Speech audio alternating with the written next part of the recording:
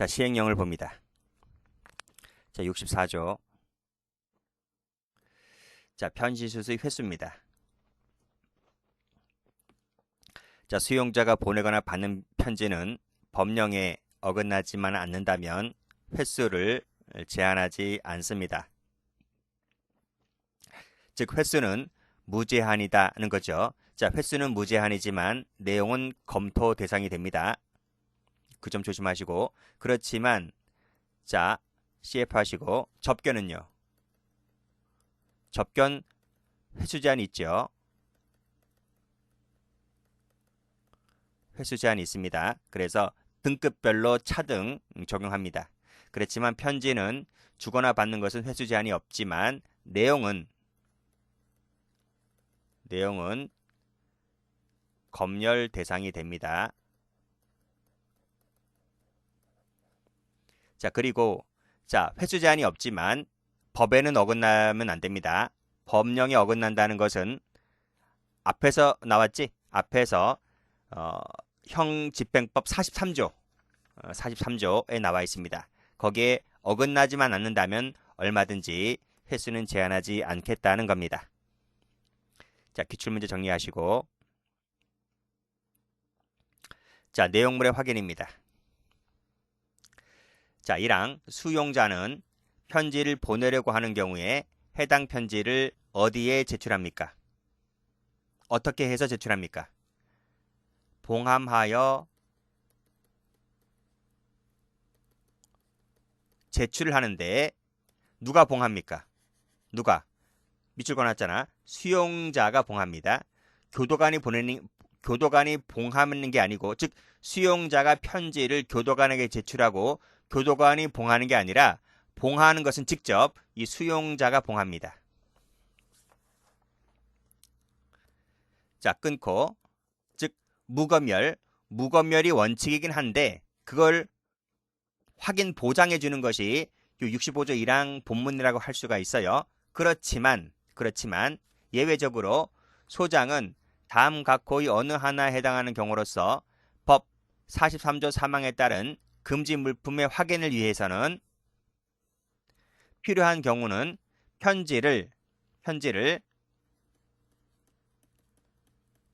봉함하지 않은 상태로 봉함하지 않은 상태로 제출하게 할 수 있습니다. 그 봉함하지 않은 상태를 좀 보도록 합니다. 자, 1호 다음 강목의 어느 하나에 해당되는 수용자가 변호인 외의 자에게 편지를 보내려고 할 때는 봉함하지 않은 상태입니다. 그렇죠? 변호인에게 보낼 때는 그때는 봉함입니다. 아시겠죠? 변호인과의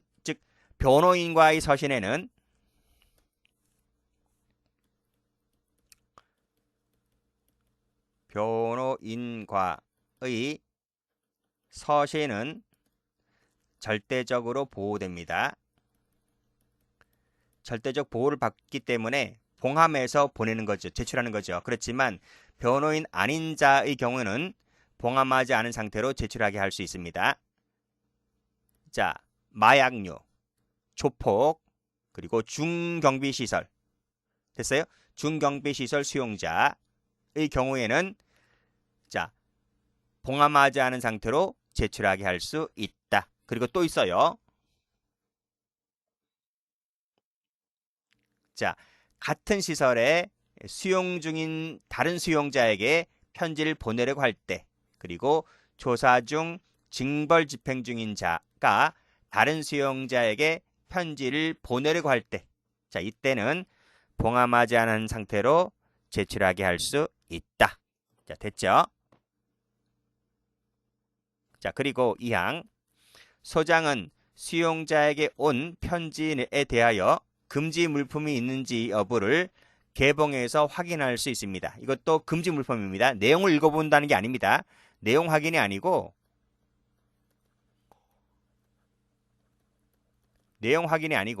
금지 물품이 금지된 물품인지, 즉 마약류, 칼, 흉기 뭐 이런 것들 있는지 없는지를 개봉해서 확인할 수 있는 것뿐이지 내용 확인한다는 얘기는 아닙니다.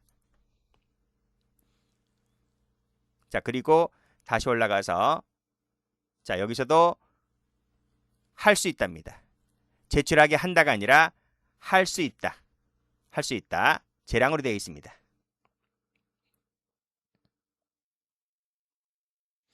기출 정리하시고 자, 66조. 소장은 자, 앞 시간에 읽었던 모법 43조 사항 제4호에서 말하는 다음과 거의 어느 하나에 해당하는 수용자가 누구와 편지를 주고받을 때에는 그 내용을 한답니까? 할 수 있답니까? 거의 편지에는 재량사항이 많아요. 할 수 있답니다. 할 수 있다. 그래서 이 부분도 재량 사항으로 두고 있다. 즉 불필요한 행정력 낭비를 막기 위하여 또는 심리 억제 효과 때문에 할 수 있다라고 돼 있어요. 자, 그러면 여기서 기억이 중요한데 기억은 이 앞에는 기억입니까? 니은입니까? 외부의 다른 사람과 주고받을 때입니까? 다른 수용자와 주고받을 때입니까?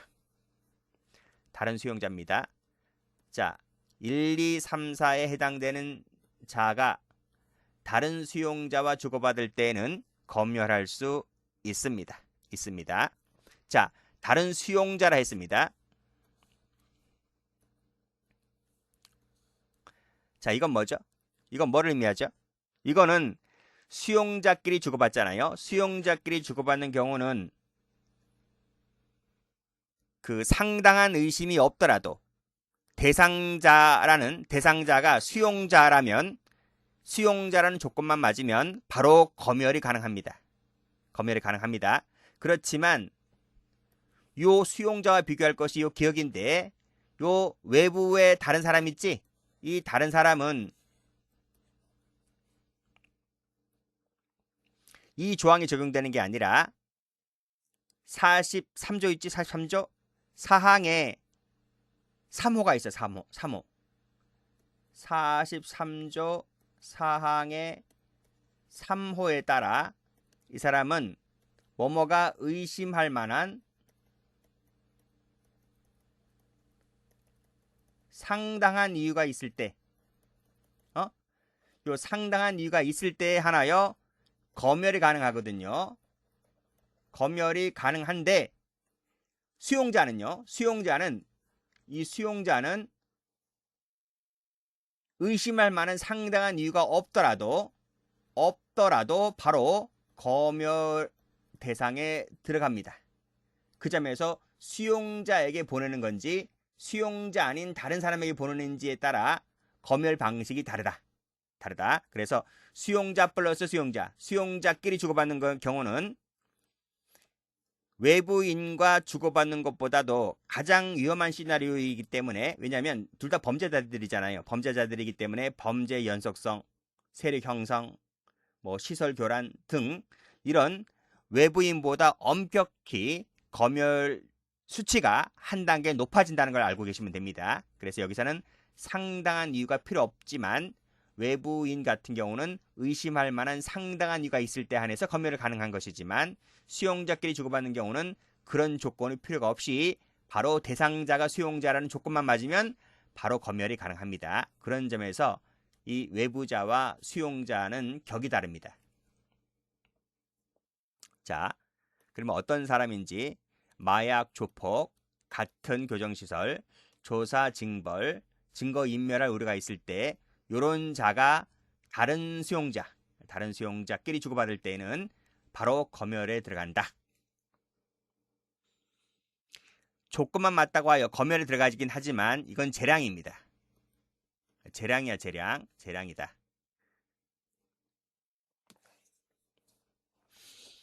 검열할 수 있다는 것을 알고 있으면 이런 마약 조폭 애들이 이상한 짓거리를 웬만하면 안 쓰지 않을까요? 그치? 그게 바로 심리적 억제 효과 차원에서도 그렇고, 또 앞에서 한번 검열했는데 또다시 이쪽에서 검열하면 불필요한 행정 낭비도 발생할 수가 있기 때문에 그런 차원에서 재량상으로 소장에게 두고 있다는 것입니다. 됐고, 그 다음에 2항을 가보면, 자, 수용자 간에 오가는 편지에 대한 검열은 누가 합니까? 오가는 편지에 대한 검열은 누가 합니까? 서울구치소에서 대전교도소에 있는 수용자에게 편지를 보낸다니까? 그러면 이 검열은 편지를 보내는 쪽에서 하는 게 맞겠죠? 그치? 그게 원칙입니다. 왜냐하면 이 부적절한 편지 내용이 담긴 편지가 시설 밖으로 나가는 것을 원천 차단하기 위해서는 보내는 쪽에서 하는 게 맞겠지? 그쵸? 발신지에서 하는 것이 가장 사고 예방에 효율적이겠지? 그래서 보내는 쪽에서 하는 것이 맞지만 끊고 예외가 있습니다.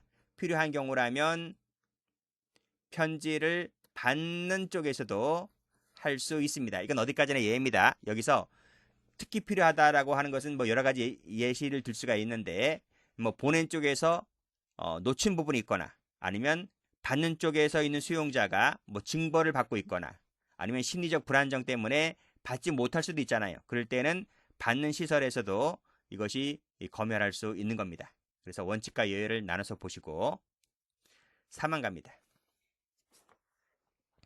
소장은 수용자가 주고받는 편지가 43조 사항 각호에 해당하면 이를 개봉한 후에 검열할 수 있습니다. 이것도 재량입니다.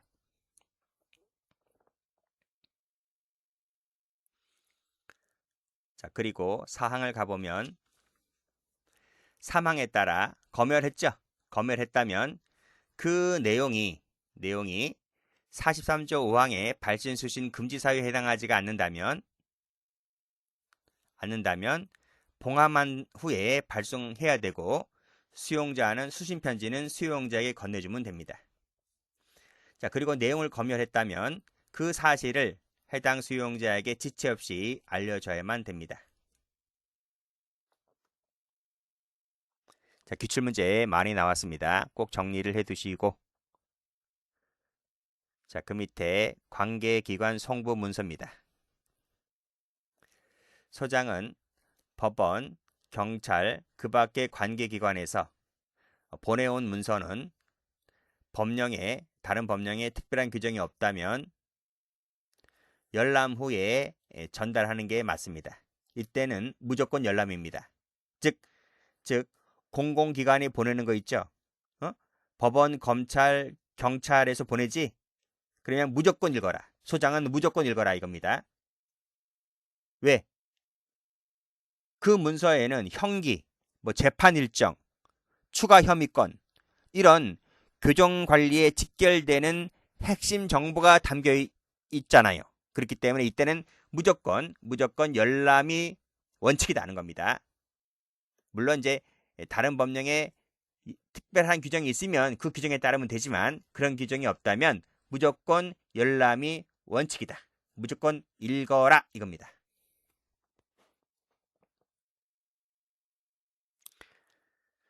자, 기출을 보시고 자, 대서입니다. 소장은 수용자가 편지나 그 밖의 문서를 스스로 작성할 수가 없어서 스스로 작성이 안 돼서 대신 써달라고 하면 요청하면 누가? 교도관입니다. 교도관이 대신 쓰게 할 수 있습니다. 이런 요청이 들어올 때 하는 겁니다. 요청이 들어올 때 하는 거지 요청이 안 들어오면 굳이 교도관이 써주겠어요? 그리고 교도관이 쓸 시간도 없고 바빠요. 바쁘다고. 다른 놈들 그 수발 처리하거라 바쁘다고. 그러니까 이거 쓸 시간도 없을 뿐더러 쓸 능력이 되나 교도관이? 편지쯤이야 대신 쓸 수 있겠지만 근데 이런 애들도 잘 부탁 안 해요. 왜냐하면 그 깜빵 안에는 여러 동료들도 많아. 동료들 중에서 글 모르는 사람 있겠어? 거기 빵제비들 전과 열 몇 번 단 애들 수두룩한데 걔네들 소송권도 걔네들도 더 잘 써. 상소장 걔네들이 더 잘 써. 그러니까 그런 빵제비들이 있는데 굳이 이런 부탁이 들어오겠어요? 그러나 부탁이 들어온다면 교도관으로 하여금 대신 쓰게 할 수 있다 하는 이것도 재량입니다. 자, 비용 부담. 자, 수용자의 편지, 소송 서류, 그 밖의 문서를 보내는 경우에 드는 비용. 어떤 비용이 들까요?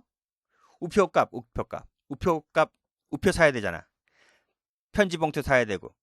그런 비용은 수용자가 부담하는 것이 맞습니다. 원칙이죠. 다만 부담할 수 없을 때는 예산 범주 안에서 해당 비용을 부담할 수는 있는데 뭐 예산 있습니까? 예산이 나오나 이런 거? 예산 없어요. 국가는 이 수용자들한테 관심이 없어요. 국가는 유권자들에게 어떻게 표 더 뜯어내려고 돈 뿌리는 거에만 관심이 있지 재소자한테는 관심이 없어요. 그러니까 예산이라고 했지만 예산 없어요. 없습니다.